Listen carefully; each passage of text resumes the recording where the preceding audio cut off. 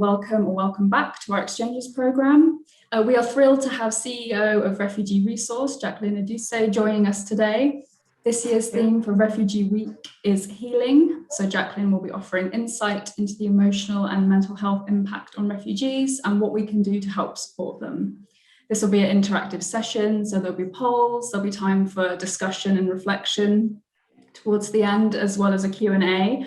So please do use the chat and Q&A function. And without further ado, I would like to hand you over to Jacqueline.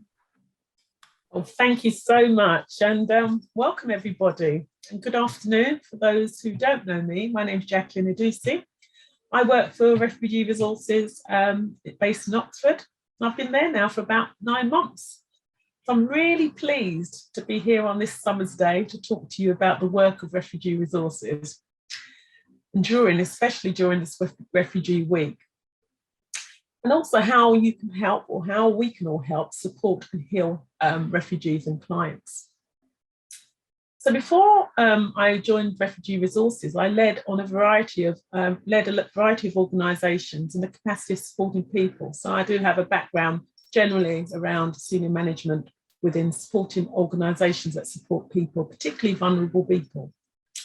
So I just want to start by providing you a bit of context around the organisation. But ahead of this, I'll just give a summary before we go into doing a poll and my broader presentation. So for those who don't know, Refugee Resources provides counselling, psychotherapy and other therapeutic support and practical help for refugees, asylum seekers and other vulnerable migrant groups. So for example, we help people who are survivors, those who have been forced into modern day slavery, people in forced marriages and domestic abuse. So we have experience of working with people with trauma, and we help them recover and reintegrate within the UK. There'll be an opportunity to ask questions throughout the presentation, but we generally do that at the end. We'll have a pause and then there'll be an opportunity to ask questions. But during the course of the discussion, please feel free to put information in the chat and we will answer questions as we go along. Okay, so in terms of the trauma experience, a lot of them experienced by our clients through a lot of conflict that they've experienced, multiple bereavements, and also the complex loss and injury and torture. So in terms of Refugee Resources, we play a real key role in supporting the people, bringing them back into the community and helping them thrive and develop and actually look at ways, work with them to thrive and heal. As a charity, we set up in 2002, so we've been running now for about 21 years. We believe in working holistically to relieve distress, improve well-being, facilitate the integration of refugees and vulnerable migrants in Oxfordshire by providing psychological, social and practical support. So our aim really is based on four pillars, and that's around therapeutic services, where we work holistically with clients to relieve them through mental and emotional distress. And this, of course, to help empower people and help them connect within the locality that they end up residing. Our clients' needs are at the centre of everything we do. So we wrap around our services around the needs of our clients and actually take on board very seriously their feedback and look at ways we can deliver services to support that. So we work through and with other organisations in partnership so that we can provide the best service possible for vulnerable migrants and refugees. We also provide training to other organisations and help others look at effective ways of helping migrants and refugees. In terms of our aims and our ambition, it's to relieve distress, improve the well-being and facilitate the integration of refugees, asylum seekers and vulnerable migrants. And this is mainly our operation area being in Oxford. And again, this is through healing. In terms of those core services, which I touched on earlier, particularly we work with people around the counselling and psychotherapy, where we also invite interpreters to support our clients to ensure that they get the full impact of service that we're providing and understand it thoroughly. Our mentoring service, again, which I'll touch on. We have another service, women's group, where we work with women in a group and also in one-to-ones, football group and an advocacy group, where we work with the in-house CAB to support our clients. I'll touch on all that a little bit later. So in terms of our some success and achievement, just want to share with you early thoughts. So we've got a women's service, which we were proud to say that they were national finalists in a photography competition, which was held at the Exhibition of Modern Art, Oxford. We're now an accredited mentoring and training programme, and that's via the International School of Coaching and Mentoring.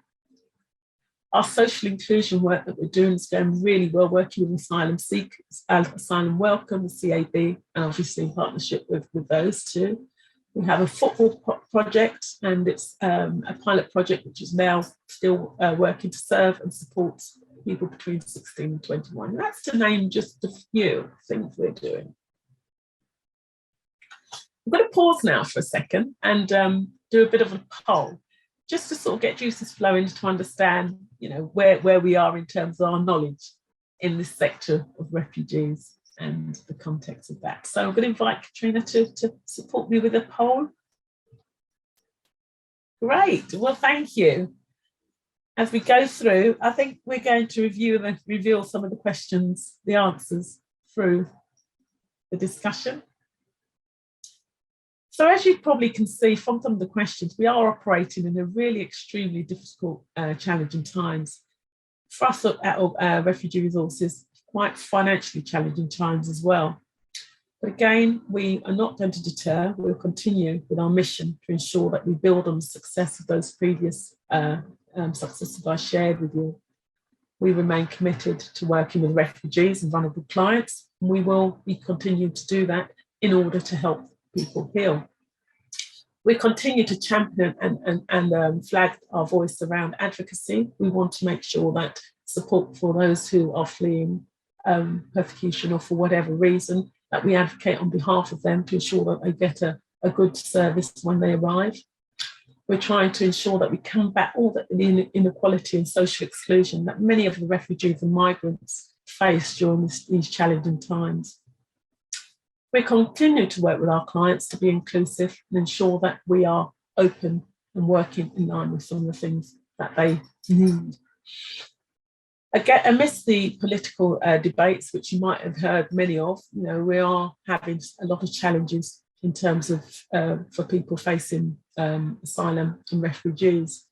But again, as I say, we remain true and support those individuals who are actually experiencing trauma, ensure that we support them to integrate within the community. So that brings me on nicely to my presentation. But before I go any further, anybody got any questions? And if you don't want to answer the question outright, feel free to pop it in the chat and we will ask on your behalf. There's also be an opportunity to ask questions throughout the presentation. Any questions coming up for us, Katrina? No questions so far. So yeah, just use the chat if you do have any questions and we can read them out at some point. Right, so feel free to pop in the chat. Okay, so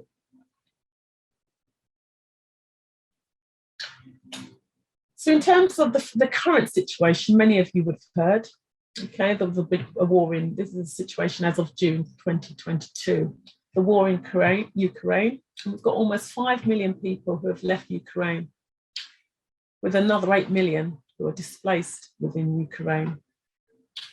And there's about over 1 million in Poland, over 780,000 who are in Germany, about 366,000 in Czech Republic. Of those, 70,500 in the UK, with 140,000-ish being issued with visas. So the UK's approach to the situation is that they've got the visa application scheme. So refugees should not need a visa.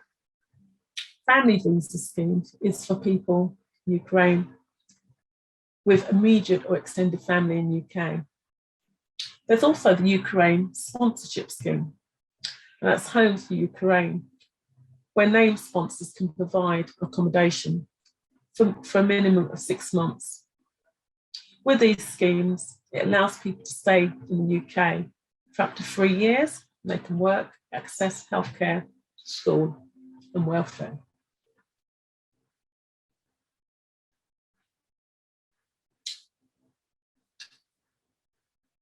So in terms of our current situation, there's about 55,000 asylum applications which were actually made during the year. And this relates to about 65,000 people. The top countries where people come from is Iran, Iraq, Eritrea, Albania, and Syria. We've got about 13,000 people plus were granted protection through the asylum process. And this means at least 75% of the initial decisions were granted asylum. And these are not the same people who made the applications in that same year. But this is often because it takes many months for it to come through. Of those who made an appeal, because either of their initial claim was refused, 49% of them were successful. And that actually means almost half of those initial refusals were actually wrong. About 109,000 were waiting for an outcome on their initial claim. And 67,000 been waiting for more than 6 months, with a 1.6 thousand people granted protection through resettlement schemes. And that recognised that the resettlement for another country, so 67% fewer than the previous year. And of those, at least 400,000 were unaccompanied children who applied for asylum.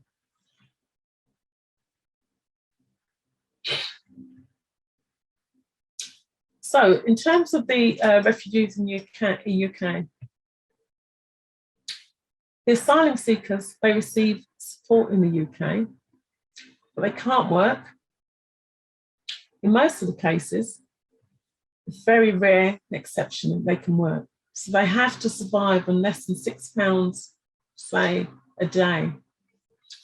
And support from the government to cover this, and it's just to cover basic needs. Once granted refugee status, they have about 28 days before their support stops. So that's 28 days to try and find new housing, open a bank account, and also receive secure income or work or welfare. Therefore, many of these refugees, which is understandably, end up significantly at risk, homeless, or even destitute.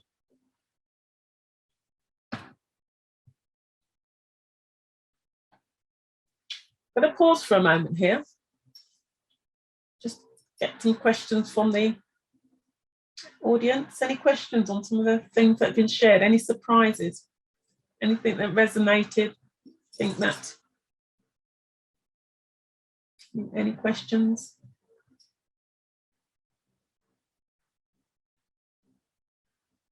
Okay, wow.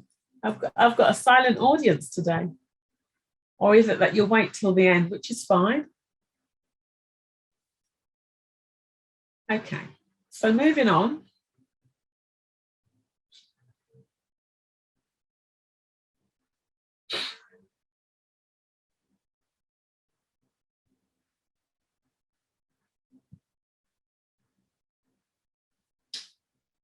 Just wanted to share with you before I talk about our services. As many of you might know, Oxford welcomes refugees as a dispersal city. So you often hear about stories, accounts from clients and their journeys, especially via the 2 routes of Oxford. So one of the key routes is from North Africa, and then by boat or overland through Turkey to Oxford. So we often hear about these journeys. They're terrifying and often involving near-death experiences. But then by the time they arrive in the UK, they're generally worn out. Upon arrival, they feel that they can relax their guard, thinking that they've reached a place of safety. And so, but they're never prepared for those catalogue of challenges that await them. Those intrusiveness, the vetting, the interviews, the asylum cases, and some of that can take years and years and years. No entitlement to work, and understandably, the danger of facing re-traumatisation. And I guess that's where we come in, our services, again, as shared earlier. And with over 20 years of experience within the field, we have been providing some really good outcomes in terms of our therapeutic services for refugee asylum seekers and vulnerable clients. We know this because we get feedback from those who tend to fund us, and we get feedback to tell us how these individuals have gone on to do successful things in their life with the support of ourselves and other organisations. Our counselling and psychotherapy service, specialist support service, which helps people with complex trauma and PSD through a one-to-one sort of session, working directly with them in line with their actual needs. Again, the mentoring service that we provide, that also works to support on a one-to-one similarly, providing weekly meetings, matching people with volunteers within the community who understand how to navigate the UK system, and using those people to support those incoming refugees, asylum seekers, migrants to find their way around. Again, helping people with advice, advocacy and outreach. Again, giving that practical support and guidance, which we may just take for granted. We also have the women's services, which again, they meet weekly as a way of socialising, sharing experiences, learning new skills, do a lot of things around cookery, creative classes, English languages, yoga, to name but a few, healthy eating and cookery workshops. And then again, as I shared earlier, our football group, again, it's part of a therapeutic group, which we meet weekly. Again, they're supporting each other between the age of around 16 to 20, supporting each other and relieving trauma through sport. Then we have the training advocacy arm, which I shared earlier on, which we go out and support within the communities and other organisations to help them understand this complex issue and work with us to support our clients.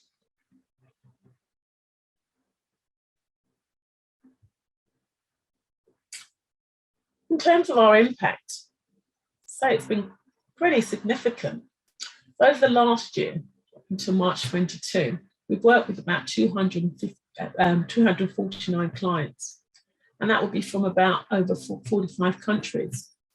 119 of these people reported improvement in their mental health and emotional well-being, with about 106 people reporting a decrease in symptoms of mental distress, including 18 with reduced flashbacks and 8 with reduced risk of suicide.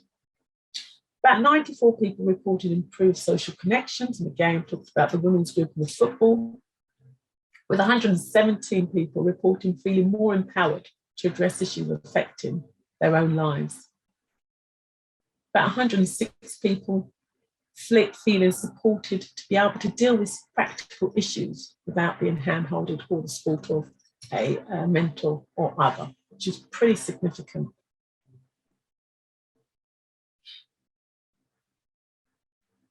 You might be asking the question, what can I do to help here in the influx of issues that refugees face?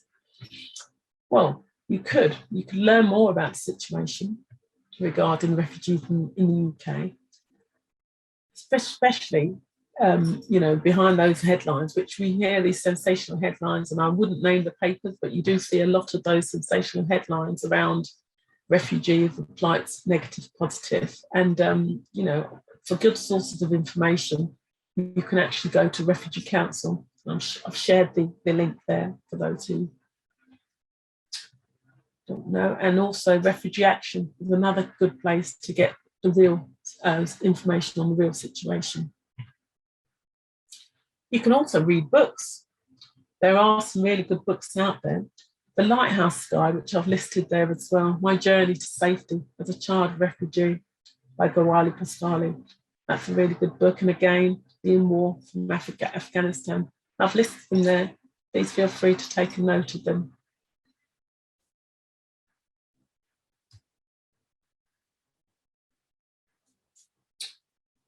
You can also buy books to support refugee resources. We have two. I've listed them both there, but the two books we've got here, Come to Our Table, and this is a book which we the women's group produced, and it has a range of beautiful refugee recipes, and encourage you to buy one. And all the profits from this book go to Refugee Resource Women's Services. There's also a really good book which again we have currently. It's How the World Came to Oxford. Refugee stories, past and present, about the experiences. That gives you a bit more of an in-depth understanding of the experiences of refugees when they come to our country, to the UK. I encourage you to get your hands on a copy of this book. Or you can go on to training courses and attend seminars, like the one we offer at Refugee Resources. We've got quite a few, so please feel free to get in touch if you're interested in hearing more. Most importantly, during these difficult times, particularly with Refugee Resources, we are underfunded, and we actually will struggle this year. We encourage people to donate money, not only to ourselves, but to others who serve a similar cause, or even volunteer. Some of the areas I shared earlier around mentoring. Or also, you could apply to be a host, to host a Ukrainian refugee. And I've put a link there for further information. And you can join other hosting schemes. Again, I've included those there for information. Just a bit of a spiel in terms of what you can do and what your money could go towards. If you'd like to support our work, you can donate using that link that's been shared. For £5, that will enable a client to attend a social welfare advice appointment. Donate £15 a month, and that will help assist with weekly travel for a women's group for a month. If you were to donate £30 a month, that will support 4 one-to-one mentoring sessions. Donating £60 a month provides 1 specialist counselling session. So there you have it. And before I go, I'd like to end with a poem I created for this theme today, healing. And it goes like this. When will I feel me again? Why do I feel pain? Why do I have to tell my story over and over again? Why don't they believe me? Am I going insane? When you flee war, conflict, persecution, or fear for your life, you should be free. But no, not me. I continue to plea. I hear voices telling me, you're not welcome here, constantly ringing in my ears. I arrive in Oxford, lonely and full of despair. I have lost my loved ones, friends, education, career, in fact, everything. I live a life full of blur through my fear and tears. Of course, a glimmer of hope brings me to Refugee Resource. And with their support, I begin to get my life on course. I'm still healing, of course, but if it was not for Refugee Resource, my life might have taken a different course. I hope this presentation gave you much needed insight into the topic. Any questions, feel free to share, or feel free to get in touch with me after the presentation, and my details will be shared as part of the link. Thank you. Thank you so much, Jacqueline. That was such a beautiful poem. So thank you for sharing that with us. So now if, we can go to, I know that some questions did come in for you during your presentation. So the first one says, I know some who have been waiting years for a decision. Do you have stats on long waits? We don't, but I can provide that for you. I don't have it to hand, but we use a source. The Refugee Council's website provides some really good up-to-date statistics on certain things. So I can get that information to you. Just pop your details in the chat and I can get that emailed over to you, but I don't have it to hand. That's all right. We'll move to the next one. The next one said, what happens when the case is declined? So where are refugees sent? Are they sent back home? From our experiences, the various things, where the cases are declined, we work quite closely with the clients to put forward a second application.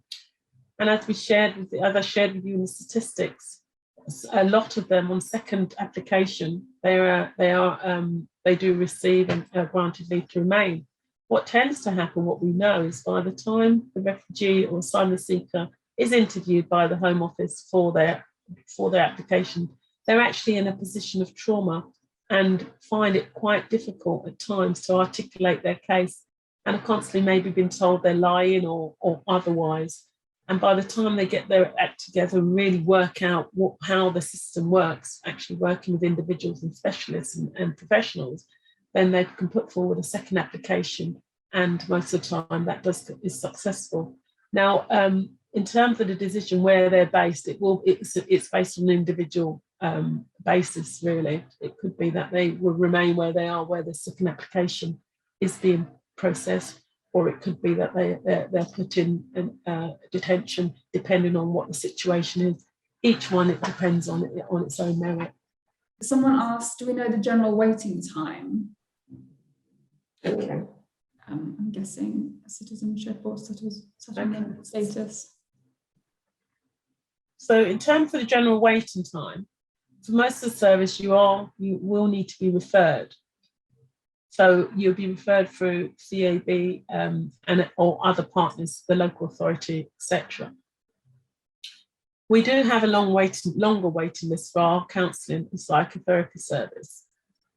And again, a lot of that is due to funding. We've only got a small pool of psychotherapists and counsellors to provide that service.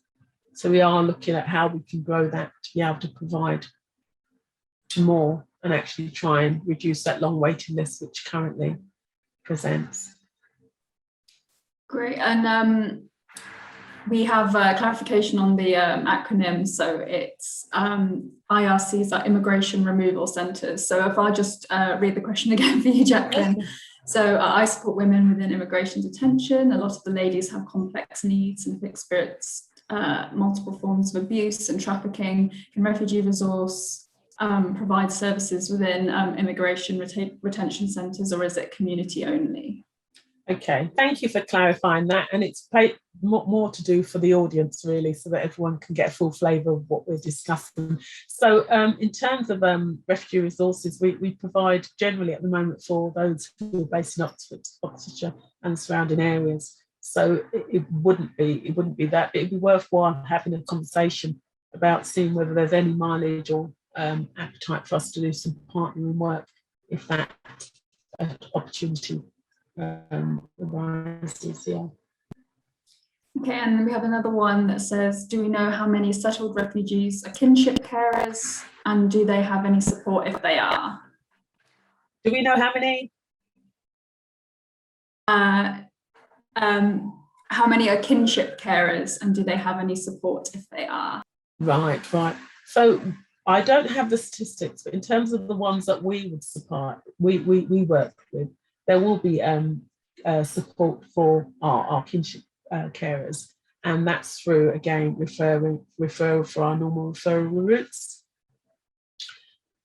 Obviously, as I say, we are we punch above our weight, but we are a small team, and what we aim to do is actually work with the client's needs. So if that does become a need within the clients we're servicing and supporting, we will put services to provide and support them through that with that. Yeah.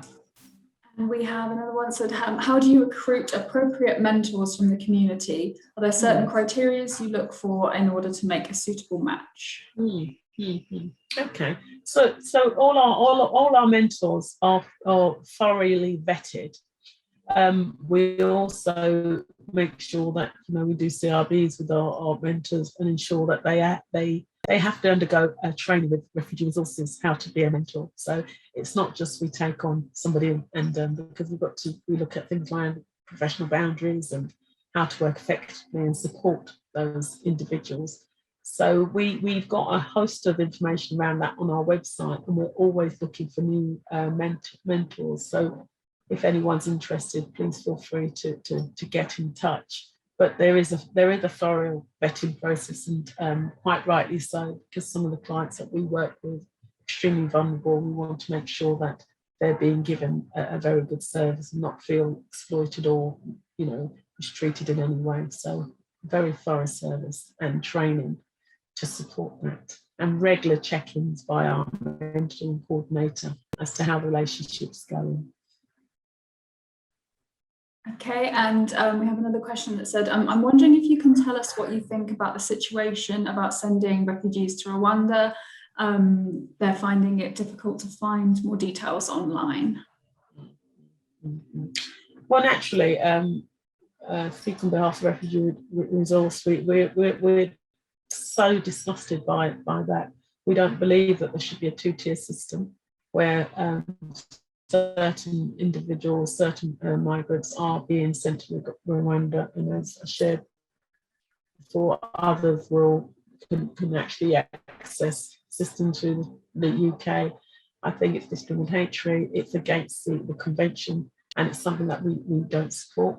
We think it's extreme. Why would someone have to flee persecution from their own country, settle in a country slightly, and then be uprooted again? It's wholly unfair.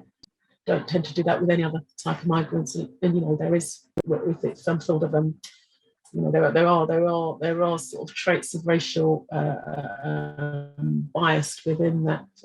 That's my personal view, and we don't support it, and we will continue to advocate wherever we can and champion our voice to ensure that practices are fair for all refugee migrants and asylum seekers seeking sanctuary. Well said.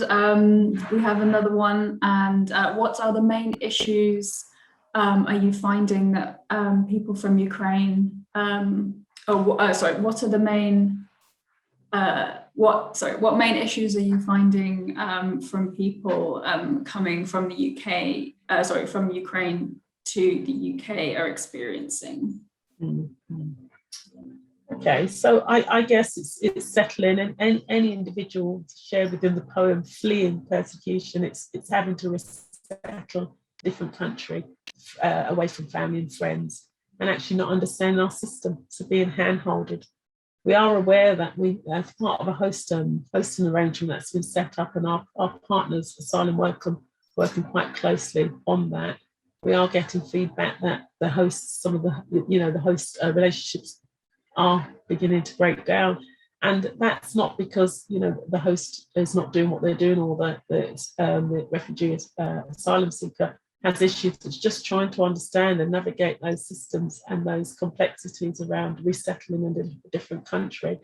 And I guess in terms of us, the issue we're finding is that these people have come, they're traumatized, and they're based in someone else's house. That doesn't make it all better. It's not just housing we need. And we all know about Maslow's hierarchical of need. It's housing, but there's other things. There's self-utilization. There's making sure that we've got family, friends, loved ones around you. And naturally, that would be an issue, and that's posing as an issue. There are talks about, short-term intervention around therapy and support, which a lot of them are showing signs of trauma based on the experience that they've had and having to flee quite quickly. But yeah, there's some of them. But it's one of the things. It is a natural reaction of being displaced and not knowing what's going to happen next. And that's what we're trying to ensure. We have services that speak to that and support, so that we can heal individuals while they go through such trauma and have places where they can go and actually express that and actually be able to get the right support to support their needs. Amazing. Thank you so much to everyone for participating in the polls and for joining us today. Yeah, a big thank you, Jacqueline. That's you've got some really useful and insightful information there about a really important topic that's happening right now. So yeah, we'll be sending all the information around after that, see how you can help. But we'd like to just thank you everyone for joining us today, and we'll be sending out information for the next Exchanges Programme event very soon. Yep, so for now, take care everyone, and we'll see you in the next one. Thank you. Thank you. And please be in touch. Thank you. Bye-bye.